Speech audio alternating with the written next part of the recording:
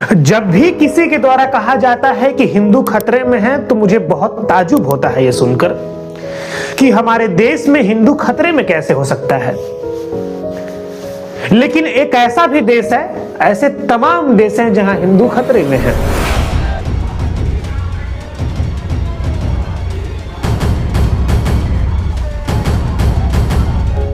और आज हम बात करेंगे बांग्लादेश की।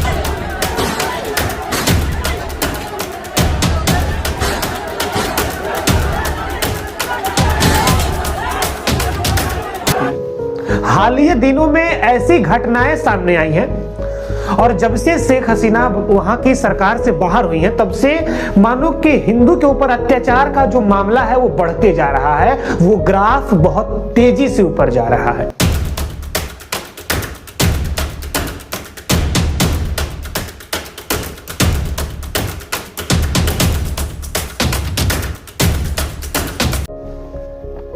लगभग 2400 मामले ऐसे हैं जहां हिंदू के ऊपर जबरदस्त अत्याचार किया गया है।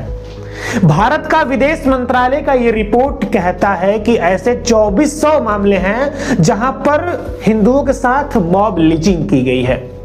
जबरदस्ती उनके जमीनों पर कब्जे किए गए हैं, उनके मंदिरों को तोड़ा गया है, उनकी इज्जत और उनके मान सम्मान प्रतिष्ठा के साथ खेला गया है।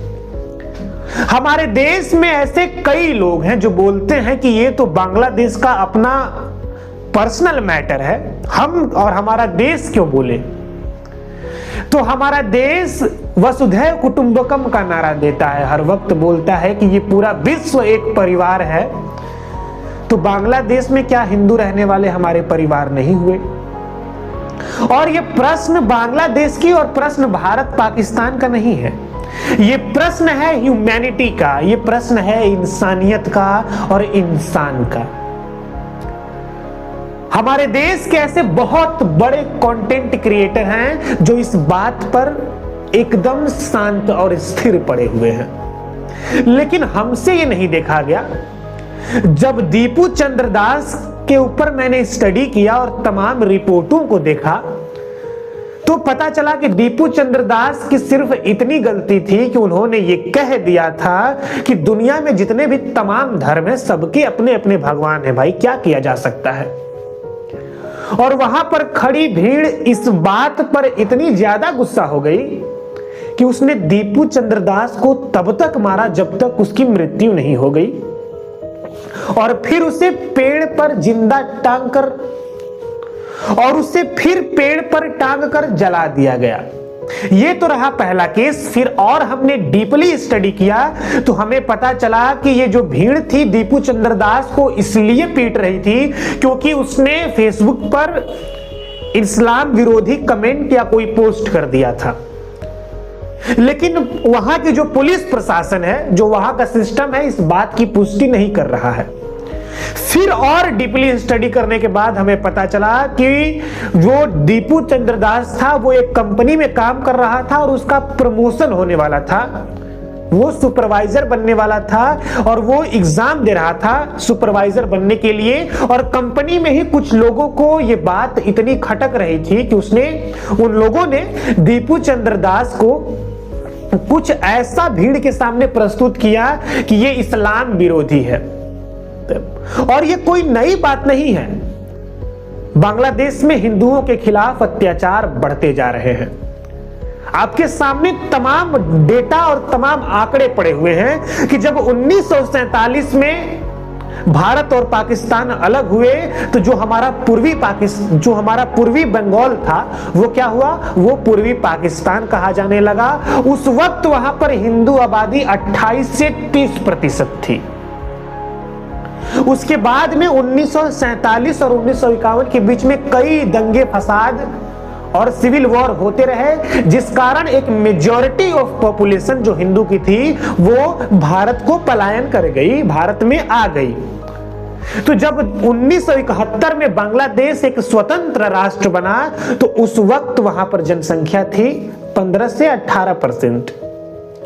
लेकिन फिर क्या हुआ कि फिर लोग माइग्रेट हुए और 1974 में पहली बार बांग्लादेश में जनगणना किया गया, जिसमें वहां पर जनसंख्या 13% बताई गई, हिंदू जनसंख्या। और हालिया फिलहाल में जो 2022 में वहां पे जो 2022 में जनगणना हुआ है, उसमें हिंदू की जनसंख्या 7 से 7.5-8% के आसपास देखी जाती है।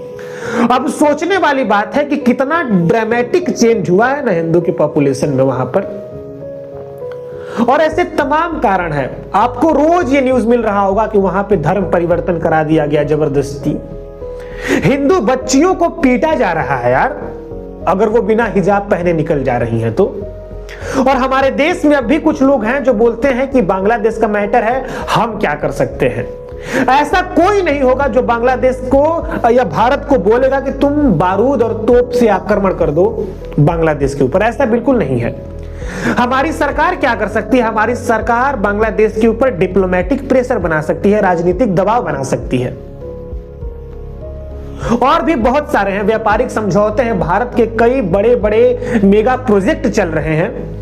भारत सरकार बात कर सकती है अल्पसंख्यकों के कल्याण हेतु, वहां की सरकार से अपील कर सकती है और करना भी चाहिए सरकार को। लेकिन मैं आपसे जानना चाहता हूं कि क्या हिंदू इंसान नहीं है? वहां पर जो हिंदुओं के साथ हो रहा है, क्या वो ठीक है? बहुत सोचने वाली बात है। अगर आप भी ऐसा सोचते हैं कि वो बांग्लादेश का मैटर है, तो आपकी बात मैं बिल्कुल नहीं करना चाहूंगा। मेरे पास कोई शब्द नहीं है कि मैं आपको या आपकी बातों को खुद तक पहुंचाऊं और खुद सोचने के लिए मजबूर करूं कि आप कह क्या रहे हैं। आजकल ऐसा सिचुएशन आ गया है कि सब लोग कहता है, हमारे देश के खासकर जो पॉलिटिशियन हैं, कि हिंदू खतरे में, तो हम हंसते हैं क्योंकि हम सोचते हैं कि ये सिर्फ भारत की बात है।